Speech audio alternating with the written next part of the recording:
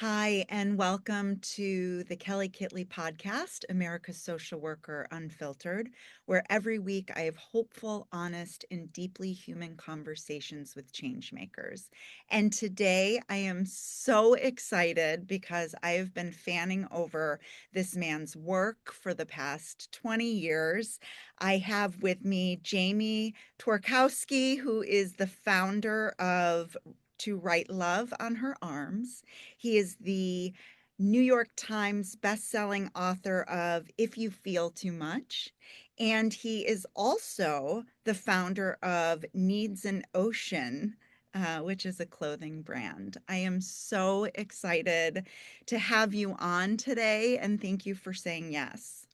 You're so welcome. Thank you for reaching out more than once. And I'm just going to tell people we have already talked for a half hour before we started recording. Well, We had a great episode that was not recorded, and that's not a technical thing. We were just talking.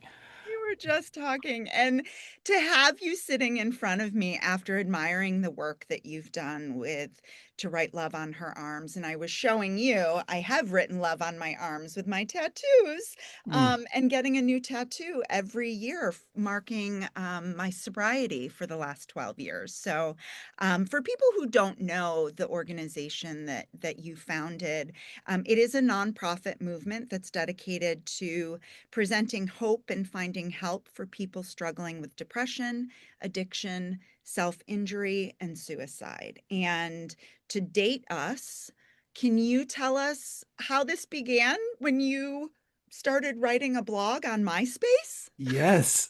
Well, yeah, I wrote a short story, 2.5 page story called To Write Love on Her Arms, and it was about an experience that I was fortunate enough fortunate enough to live, getting to know someone who at the time was a brand new friend, my friend Renee Yohe, who I met here in Orlando. That's where I live. And when I met Renee, she was dealing with the issues that show up in the mission statement that you just read, essentially depression, addiction, history of self-injury. Later learned there had been suicide attempts in her life, and she, back in February of 2006, was denied entry into a local treatment center and was told if she could stay clean and sober and free of self-harm, that after 5 days she would be admitted. And so the story that I wrote was really about the 5 days that she lived in our living room, and we kept her safe and we helped her stay sober. And I made a deal with her. I had never been a smoker, and I said, for every day you stay sober, I'll smoke a cigarette, which was hilarious to her because I was really bad at it. And we just stayed up late 5 nights in a row. I think two of those nights we went to concerts. One of those venues is a mile from where I'm sitting. And I had never had conversations like that. I had heard of some of these things, but I had never, had an encounter like this. And so I was really curious, and I was just getting to know this really dynamic person, like this really creative, just intelligent, like really special young lady at the time. And um, asked her what she thought about the possibility of telling her story, and would have understood if she said, no way, no thanks. And instead, she said she loved the idea that there could be a purpose for her pain, that maybe other people could relate, maybe someone else could end up getting help as a result. And wrote a story and gave it a home on MySpace, as you mentioned, and then had the idea to try to print and sell. I think the number might have been 100. That felt ambitious at the time. 100 t-shirts, Mhm. black t-shirts with the words "To Write Love on Her Arms" on the outside in white, to sell those to help pay for her treatment. And really, the shirts and the story essentially went viral, took on a life of their own, and learned that so many people could see themselves, or someone they knew, someone who was struggling, someone they had lost, in Renee's story. And ended up leaving my sales job at the time. I was a sales rep for the clothing brand Hurley, and had no nonprofit training or mental health training, but kind of stumbled into this, and got to be a part of it for 15 years. And the organization will turn 20. It'll be 20 years next year in 2026, since I met Renee, and since that origin story. Mm. I am just in awe because I've been practicing social work for 25 years and worked in a lot of nonprofit organizations. And to have something like this kind of organically happened for you. You were just sharing a story. You were using yours and Renee's vulnerability of watching and holding space for somebody and it, being in that apartment in community and um, listening to music. I mean, all of these components that are very healing for people who are in recovery today, and you know, whether it's trying to get sober or work through some mental health issues, and so that just kind of organically transpired. And then, you know, a lot of people come up with a vision and try to get funding and create a brand and a platform. And so I just want to give you kudos, not that you need it, but I hope you recognize how powerful that whole movement has been from the time you released those pages to where it is today. Yeah, thank you. That hopefully has never been lost on me. And I try to, I mean, the word privilege comes to mind. Like we were so lucky to have sort of this backwards beginning because like you said, probably the average beginning of a nonprofit or a charity, a movement, a cause is like, hey, there's a problem. I want to help solve it. I don't have any money coming in. I don't have a platform. How the heck do you get those things? And we had money coming in through these t-shirt sales before there was even the idea of starting a nonprofit, right? So it's Yeah, like yeah. I just try to point out how it was just this lightning in a bottle, incredible moment that I do think spoke to, you know, where we were at. I was 26 at the time. I'll be 46 in January. Like there was a real desire clearly for people to be able to talk about these things, right? Like to be able to talk about mental health. And I think there's been a lot of progress, right? Like over Mhm, the last 20 years. And yet we see that there are new challenges. We see how technology has evolved and mhm. politics, climate change. There are lots of reasons to be anxious or Yeah. afraid, right? So as much as there's a lot to be proud of and grateful for, there's really hard stuff as well. Yeah. And you have not only had a passion for helping other people, but you identify as somebody who lives with depression and have found a lot of solace in surfing and the ocean and therapy and medication and your own relationship. So you do practice what you preach. And, you know, I see the surfboard behind you, and you know, my husband is a Jersey boy and picked up surfing when we lived in Santa Monica. And I don't surf, but what he describes it as, it's like his church. And it is, he sees God in the ocean. And I certainly feel that at the beach, but I'm curious to know from your perspective how that developed into such a love and a healing place for you. And you know, this other company that you started, um, what is Needs an it? ocean. Yes, needs an Yeah. ocean. When you were living in Nashville and there was no water, you Yeah. were Yeah. like craving an ocean for Yeah. people who are landlocked. Um, so I get how important that is for you in your own just day-to-day life. And how did you find it? Yeah. Well, the apple doesn't fall far from the tree. I am the son of a surfer who is also a t-shirt salesman. So that is Totally. my dad, you know, my whole life. My parents owned a surf shop when I was born in North Carolina. And so it's all I've known was like I grew up around surfing. I grew up just north of Sebastian Inlet State Park in Melbourne Beach, Florida, and it's one of the best surf spots like on the East Coast of the United States. And so yeah, just was introduced to it as a kid and have always loved it. And honestly, do it a lot less now. I it's funny, like I think one of the cardinal rules growing up where I did on the Space Coast is like you don't move to Orlando. Orlando's just the center of the state, but we do things for love. And so I have moved to Orlando because that's where my girlfriend lives. And it's not terribly far, right? It's like an hour, maybe a little more. But I'm surfing a lot less. And my girlfriend, Christina, has actually been really encouraging because she kind of said, "You're like a surfer who doesn't surf. So could we work like," and she was really kind, actually. She said, like, she just knew that would be healthy for me to, and so she, like you, doesn't surf but loves the beach. And so we've been more intentional and she's been really encouraging, like, hey, let's get you back out there. So it has felt really good. And yeah, I think like, yeah, the ocean is this magical thing. It can be a terrifying thing, right? Like Yeah. there's a reason so many stories and songs and people Mhm. have been trying to make sense of this thing for a long time. Mhm. Uh, but regardless of like if it's not the ocean or surfing for you, my hunch is we all have those things where it's like, oh, that's me. Like I love that, right? Like maybe Yeah. as a kid or more recently. And so I think it's maybe that's a way people can relate is just there are these places we feel at home, you Yeah. know, whether it's a place or an activity or some combination, and it's just one of those parts of me that goes back to when I was a kid. Oh my gosh, I love it, and I've really been encouraging people to tap into that inner child too. Have fun, do something physical. I picked up a jump rope for the first time a couple weeks ago, and it did. It brought me back to like my 10-year-old self, and it was so fun. So I think we definitely need to do more of that on a daily basis. But I do want to talk about this girlfriend of yours because I know that as someone who feels a lot, that this is something that you just hold so close to your heart and being in a relationship with somebody that you told me before we started recording that you met 20 years ago?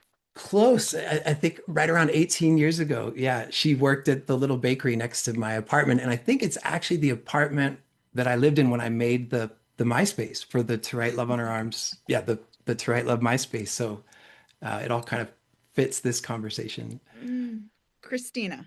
Christina, yeah, I mean, it's been amazing. I shared with you earlier, like we've had very different, almost opposite adult romantic lives. You know, she had been married and was coming out of a divorce, and I had never been married and always, fell in love with the idea of love when I was like, I don't know, I usually say 11, but maybe kindergarten, just so we had different experiences and we're probably looking for different things, like imagined, different futures. She was not looking for a relationship. And so I give her a lot of credit for being open to ending up together, Mhm, mhm. and I think I was single for so long. I won't ask you to be a therapist, but like the idea of something is different than the reality, right? It's easy Oh, to yes. have a fantasy of Mhm. what love would be like or what Yeah. a relationship, and to actually know and love and understand and be understood by another person who meeting in our mid 40s or reconnecting, Yeah. we've both lived a bunch and been through a bunch and right. Mhm, mhm. So I'm thankful. Uh, there's this Bright Eyes lyric. I'd rather be working for a paycheck than waiting to win the lottery. And I Mhm. do feel like I won the lottery, but there's something about the reality of it, I think is why I noticed that lyric, right? Like Yeah. it's to choose another person every day, one day at a time, like regardless of what's going on or how I'm feeling or how she's feeling, like to choose to love each other, Mhm. to choose to be vulnerable, to do our best to be healthy, to do my best to be healthy, Yeah. So I'm really thankful, and that's why I moved back to Orlando. That is a beautiful story and so inspiring for people mid 40s, right? Middle age who are looking for love again or looking for love for the first Yeah, time and showing up as their authentic self and it's and hard we work. We were yeah, talking about well, it's attachment styles. yeah, we talked about it earlier, but we met in person years ago, and then we matched on Bumble just over a year ago. And so it was this really sweet story of I had been swiping for years. I'd been on the apps for years, and like so many adults, single adults who I know, like they it's not always awesome, like, right? Yeah. It's frustrating. It's you get your hopes up, someone disappears, right? Just Yeah. um and I was aware, something I would always talk to my counselor about was like there was a lot I couldn't control, but I could do my best to remain open and intentional. And Mm. it's just wild that like one day swiping, there she was, and we ended up reconnecting, you know? So I love kind of that there's this dating app piece of our story, which I can forget at times because Yeah. that's not how I first met her, but it is how we came back together. I love that. I love it. And, I mean, hope for you, I think I read somewhere, is a commitment to the future. Yes, I need to figure out the author. I came across that in an article in The Guardian about climate change, and I think the author of the article references someone else who said it. So it's not my quote, but I Okay, well, you I shared just it, love, and yeah, I no, because I it took it beyond the touchy-feely. It took it beyond the circumstance, yeah, and I love the touchy-feely, clearly, book title. Like, but it took it beyond sunsets and music and yeah. feelings, and it was like, hey, I'm in. Like, come what may, regardless of circumstance, I want to see this through. I want to keep going. I want to stay alive. Like, I want to stay alive. Mm, And if I stay alive and if I do my best to be healthy, I give myself the chance to be surprised and the chance for things to change and for good things to happen. And even regardless, like to believe that life is worth living, even if I don't get what I want, right? Like that mhm. uh, for the connection that is available to me, for the people that already love me, I want to stay. So yeah, I need to Google who the heck first said that. But hope is a commitment to the future. The listener can Google it as well. But I'll put it I in the like show it. notes. I'll find it. Okay, But I'll but read it I in the hadn't show heard notes. I hadn't heard that before. And so it hit me like it's just so profound. Hmm, And Jamie, you are somebody who, gives people permission to ask for help and destigmatizes that. And I think, especially for men, I hate to use this buzzword that is going around of positive masculinity. But I had my brother on the podcast last week, and he was saying he was having a really hard time. He had had a breakup, and he was learning to ask for help for the first hmm, time as a 35-year-old man. And I think when men see other men asking for help and claiming vulnerability and talking about feelings, it's a ripple effect.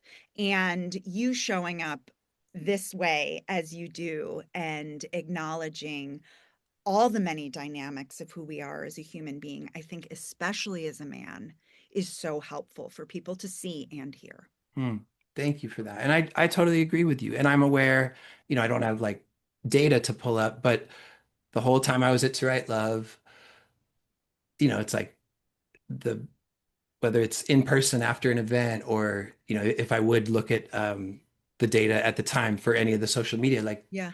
women were leading the way. Women were responding, Mm-hmm. um, leading the way in terms of being comfortable going there, talking about emotion, talking about feelings, talking about mental health. Mm-hmm. Uh, and I think it points to it is harder for a lot of guys. And so, yeah, I'm a fan of the idea that we give each other permission in all sorts of ways, right? Like Mm-hmm. that if I can be vulnerable, that might plant the seed or subconsciously give the next person permission to be vulnerable. Yeah. And I think there's just something about like someone not wearing a mask, right? Like just when we see someone being themselves, it's so powerful where it's like, could I do that? Like, what Mm-hmm. would that look like? What would that feel like? Could I talk? They're talking about that part of their story. Could I share this part of my story? Could I share how I am actually doing? And, you know, probably not with everyone we meet. I sometimes joke, maybe the barista at Starbucks is not, if she asks how you're doing, it may not be the moment to spill it all, but like you Maybe do at need, Starbucks you could. but, but Or yeah, Trader Joe's. They're very. they just do a smiley face on your cup and they're like, good luck. No, but we need, and again, I think about what you do for work. We need outlets, relationships, we need to share it somewhere with Mhm, someone and mhm, hopefully a few someones. And mhm, so, yeah, I'm a fan of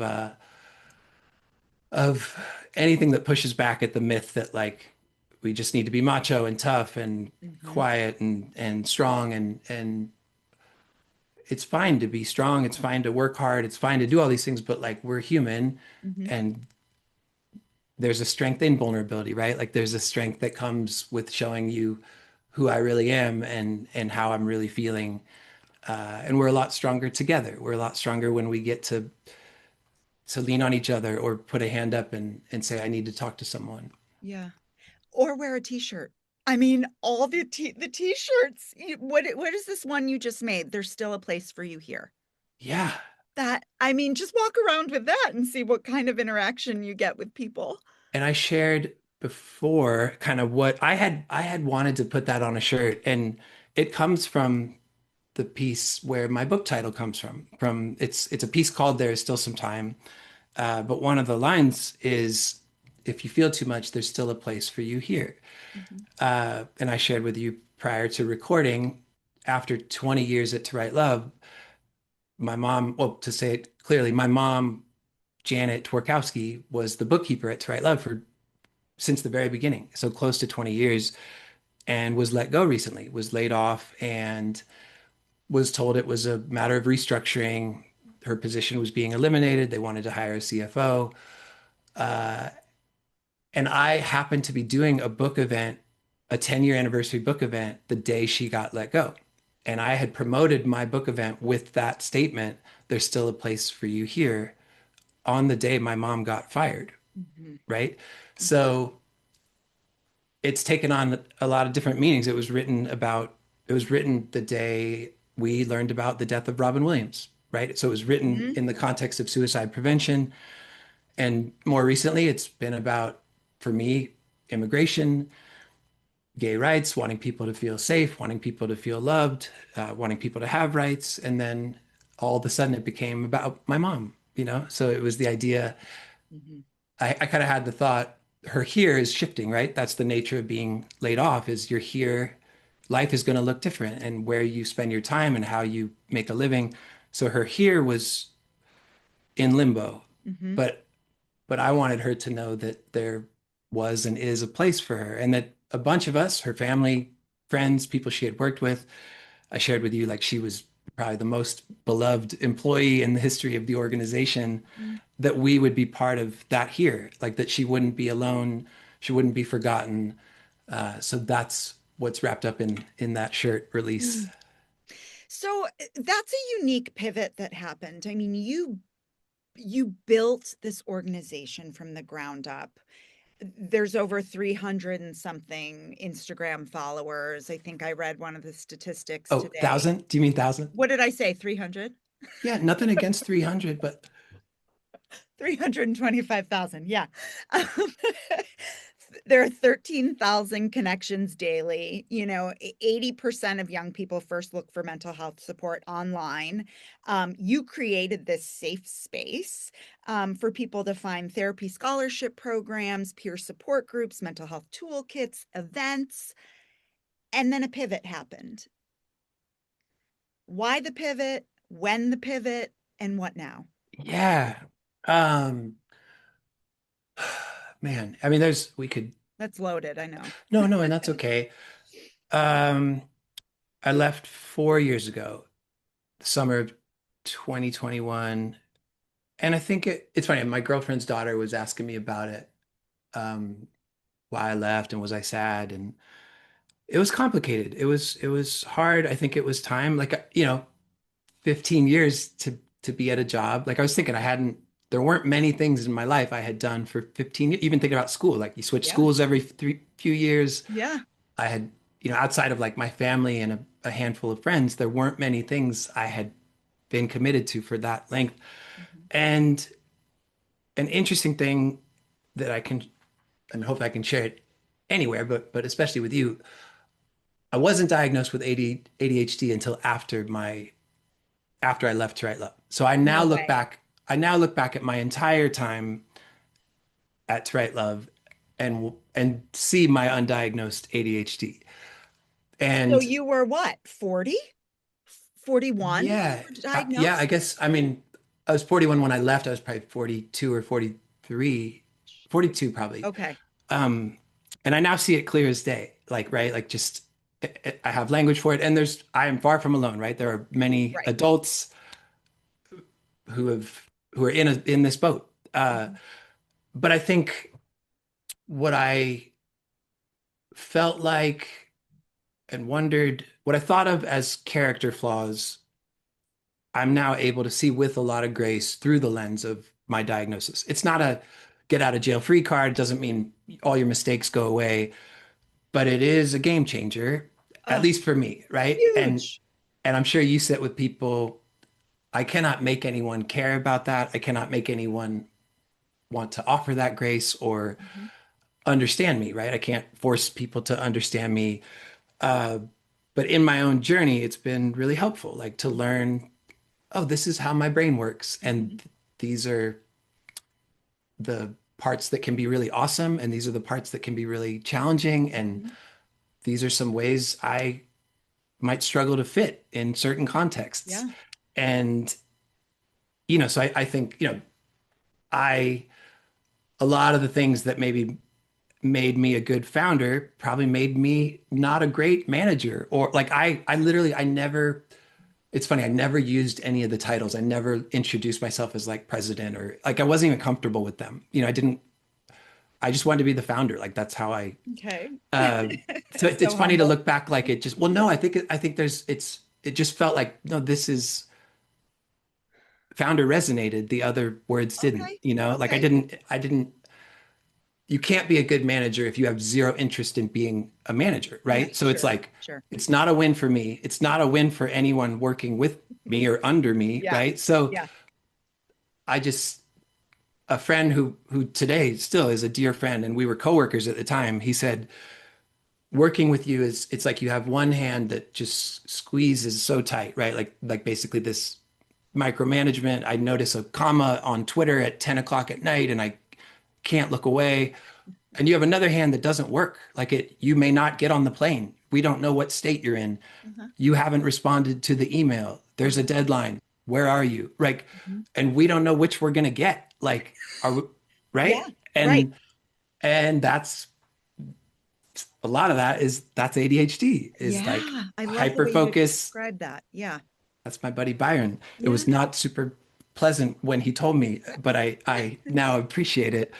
Um, so Mm. yeah, it was really hard. I'm being a little bit vague, but I think it was probably time. As much as there's regret, uh, I shared with you earlier. Like I'm forever grateful for it. Took me to all 50 states. It took me around the world. I met incredible people. I met people with tears in their eyes talking about it saved their life. People saying I lost my best friend. People who have tattoos like you. People who have tattoos inspired by this thing that I got to be a part of. So I always want to hold on to that gratitude. And they continue to help, like help pay for counseling and treatment and hopefully move people and continue to reduce stigma and the need remains, so I want them to keep going. Uh and it's been really hard. Like I shared that just personally, just figuring out it was fun. It was cool to be the founder of To Write Love on Arms, especially, like when it's fresh and it's like, whoa, Yeah. that was you. Um, and it's like, that I knew how to wear that hat. I knew how to work those muscles and who am I without that, right? So like some real identity questions. I'm super grateful for my counselor who I've been with my counselor for around 9 years. And so she was with me through that whole journey, like figuring out Mhm. um, my exit and leading up to it and coming out of it. And some deep identity questions, right? Of like ego and who Mhm. am I and are my best years behind me and a lot of good. Like I think growth that can only come through loss and through some kind of Mhm. suffering or hard stuff. Uh, we don't usually ask a lot of hard questions when things are going great, right? So Absolutely. um, as much as it hasn't been easy, and even parts of it are not easy today, I think I like who I am more today, and I think I'm able to be a better boyfriend. I'm aware of my ADHD. I'm medicated. I have some tools. I have some language. I have a bunch of therapy under my belt. Um, and then it becomes a matter of could I still use my voice? Could I still use my gifts? Could I not live in the past but dream new dreams? And, you know, sorry, that's a lot. Wow, I love it. I love it. And you're still speaking, you're running groups, you're coaching. Do you think you have another book in you? Yeah, I sure hope so. I've been crying wolf for a long time.